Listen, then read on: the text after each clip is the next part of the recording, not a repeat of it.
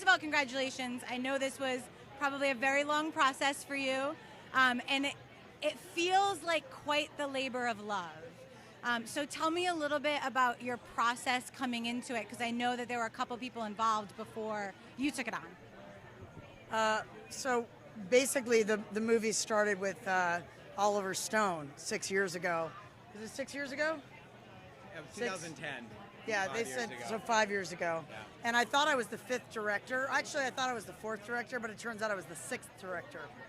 But I only found that out when the movie started finishing and people were like, wait a second, I was director. So people called up the office and were like, wait, I worked on that film. What about that crew and this crew? I'm like, oh my God, this has been such a trail of tears. But it was a different film called Happiness. And it started with, I think Oliver saw Russell do the VMAs and thought he was quite extraordinary, which he is, and thought, let's make a documentary. What do you want to do? And Russell didn't know who he was or what he wanted to do at that point. He just knew that things weren't turning out exactly how he thought they would when he became famous. And as he was becoming famous, he came out here and he would do anything. According to Garrett Roy, who produces The Trues with him and has worked with him for a long time, he would do anything to fit in, like anything to be invited to the big party. He was, as he said, he like clawed his way out of the penitentiary of anonymity, and he thought it would solve everything. And he was discovering that it wouldn't. So that's the one thing that happened before. But the way that he approached trying to make a film was so controlling over the crew. He would just do this interview with Cameron Diaz, and then there would be nothing in between that. There would be no personal wrestle in between, and then suddenly 50 Cent. And it's these people kind of just him talking with them, and Pink and people like that. And with Shepard, he actually did something. He went out and they did Buy Love Here, this shop where you couldn't buy anything, you had to trade it. And Shepard was looped into, lassoed into doing the poster design and all that stuff. And they filmed all of that. So sometimes there'd be some adventure type stuff, but it felt very forced. So anyway, I saw this stuff and I didn't think much of it. I didn't know what I could do with it. And I only saw some of it. And I went to the meeting and that's where Russell was. I didn't know he'd be at the meeting. And it was shocking. I was shocked because I didn't really know anything about him. And he was so smart in the room. I was riveted. I was just and everything I said, it's just we matched, it was toe to toe, just bam, bam, bam, bam, bam. I love that. I love when people challenge me to rise to the occasion. Hey, we're in the middle of an interview. Oh. This is my son, Juki. Hi. We're at the party. Oh, wow. Tasty. Okay, but yeah, maybe a utensil, maybe after the interview. Yeah. Bye. Well, I have to ask because after watching it, you see so many different sides of him, but it also feels so personal. And I loved that I saw sides of him that I didn't expect and that I wanted to know more about, and it inspires you at the end of the day. So when you saw all that footage, what was the most important thing for you to get across with the film as a whole? I think that what attracted me to the whole story of Russell Brand was his story, and that he got everything that we think we want as consumers. We're taught from day one, and with the advertising and all the messaging, and as you point out in all of your work, we're taught to obey, to get in line, to buy and consume, because that's what our entire culture's run on. Our society is capitalist, and there's some good things, but the bad thing is that we're taught that everything that's going to make us happy and fulfilled and give us meaning, we can buy.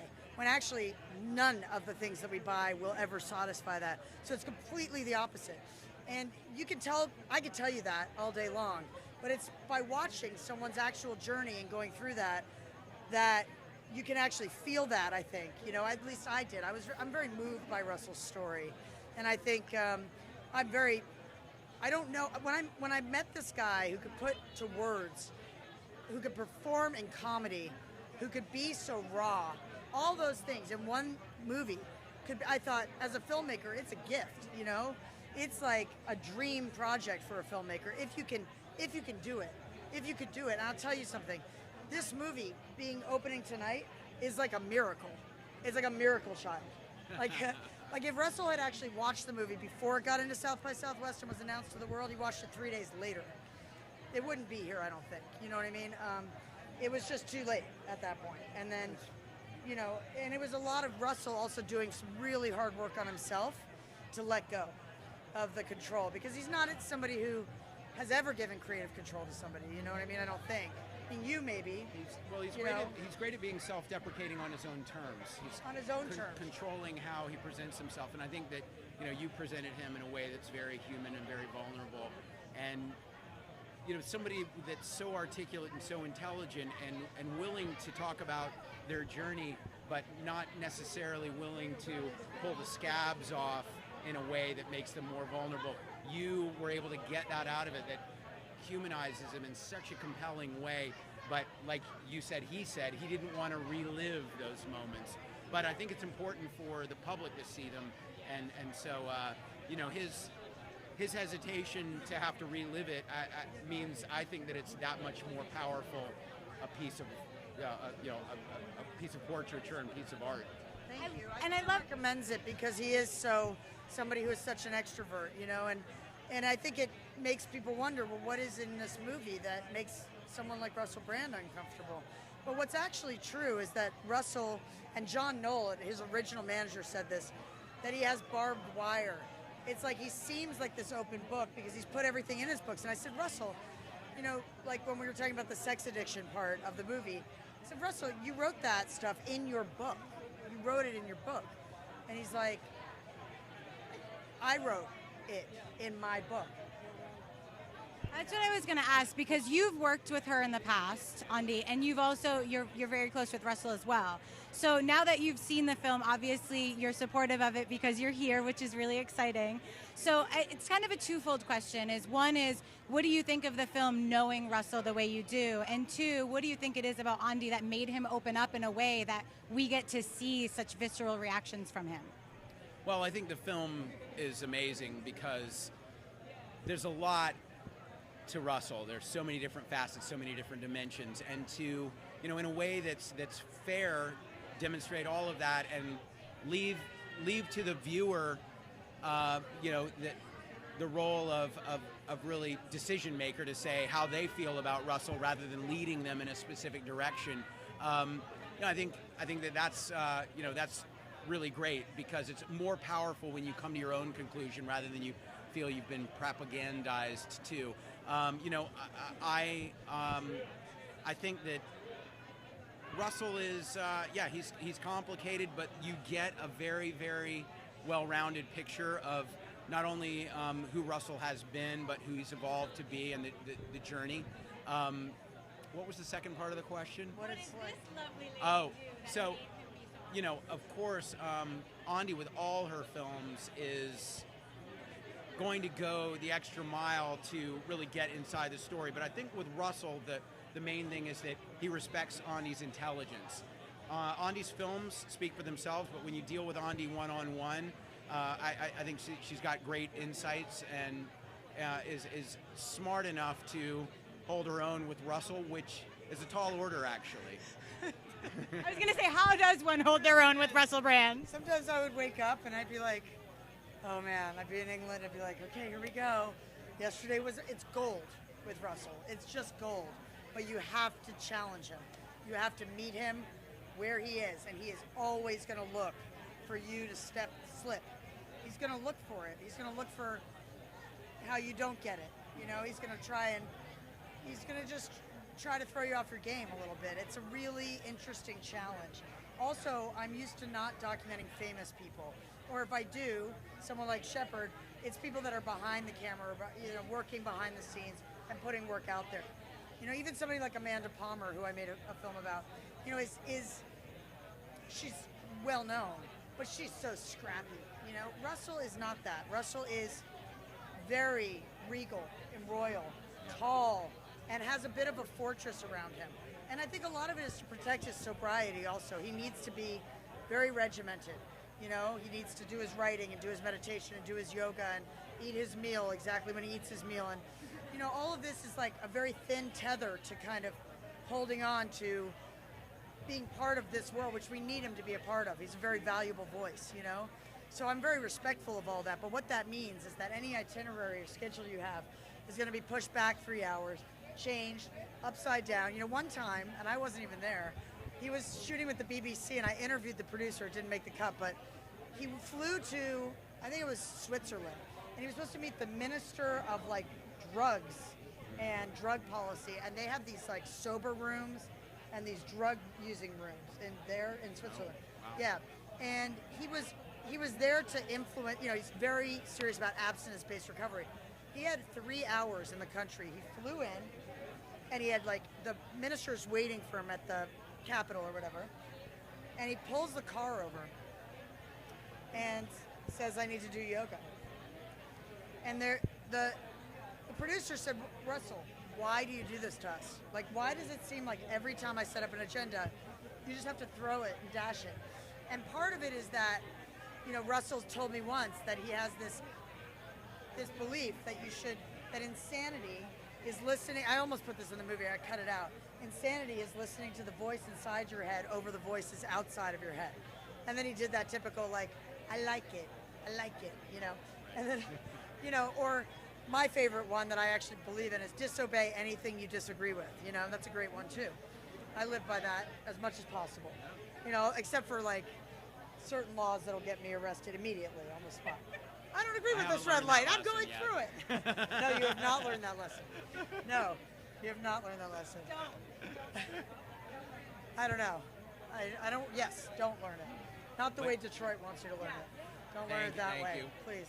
You know, one thing that I think is really great about the film is that you know, he's working sort of at times within the system and at times outside of it, and you show how he's utilizing the machinery of his former life, as he says, you know, to bring good to where his philosophies lie now. But all this talk about him going into politics, what I found fascinating about that is that while he's telling everyone that we need to shift the paradigm, we need to move out of the system, they're telling him, join the system as it is.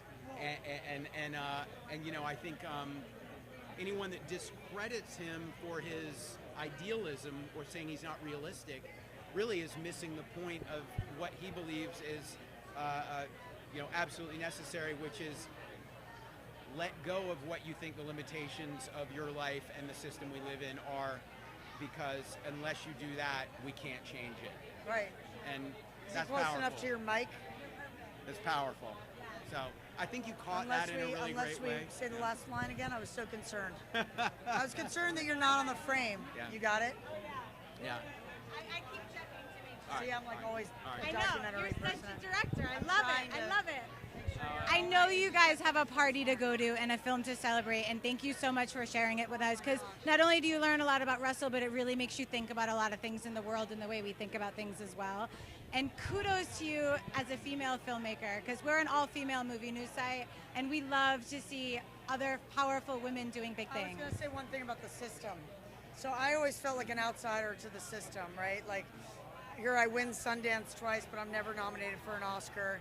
I'm kind of like that weird kind of, you know, wow, she's a little bit like a rock star, but not a filmmaker. She's not one of us. She's not like eggheady, right? I mean, I am eggheady though, actually. I'm a total geek. But suddenly, I was elected to the board of the Directors Guild this year, which has I think women directors are something like 10% to 12% of the population of the Directors Guild. But the board this year of directors, the board of directors of the Directors Guild, which is a highly fierce voting thing that I didn't even run for. I just was there. I had no idea why I was there. Next thing I know, I'm up against like Catherine Bigelow, people like that. Yeah, no, it was insane on this big screen. And I get elected. I become like this sort of groundswell of support for me. I don't know, I think for documentary to be represented, but I am a woman too. And the board is actually like 40% women, 35, 40% women. And I also was inducted into the Academy this year, right? So suddenly I'm like in the establishment, right? I'm part of the establishment. And I'm going to get blamed when all the choices are bad this year, you know? So what I wanted to say is that I think that when I was a page in the Senate when I was 16 years old, I thought I was going to be the first woman president of the United States, and that is how I was going to make change. And I realized that I couldn't do that from inside that system, because I would be on the floor of the Senate and Ted Kennedy would be giving speeches to nobody. And I'd have to go wake the senators up to vote.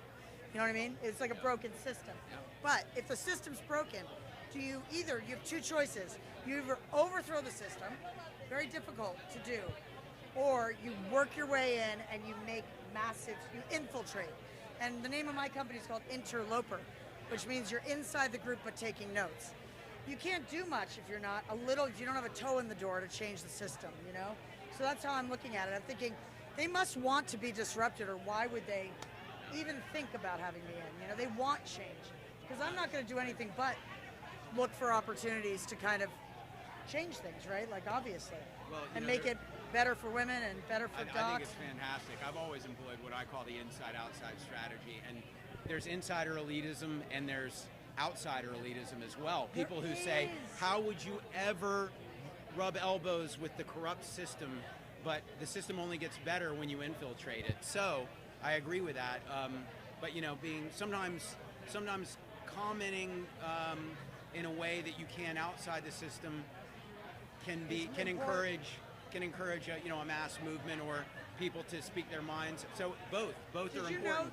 They are both important. This is the last thing, and I want to tell you, because we do have to go, and you need to go, and your arm's going to fall off. But I became addicted to making documentary films when I was 19 when I picked up a camera, because I went into prisons in Connecticut, and I would film women's stories in prison, and I would learn that they weren't violent and that they were driving the getaway car. They just needed that pair of Nikes. Mostly they were just in jail from the day they were born because of how unfair and unequal our country is, right? They were always going to end up in prison, and now their children were going to end up in prison because their mothers weren't home, you know? But whatever it was, the stories I was documenting, they were so human. And at the end of the day, I was a student at Yale, and I would use my status to get into the prison. And I would never be able to get in now to that prison, you know? In fact, I talked to the warden recently.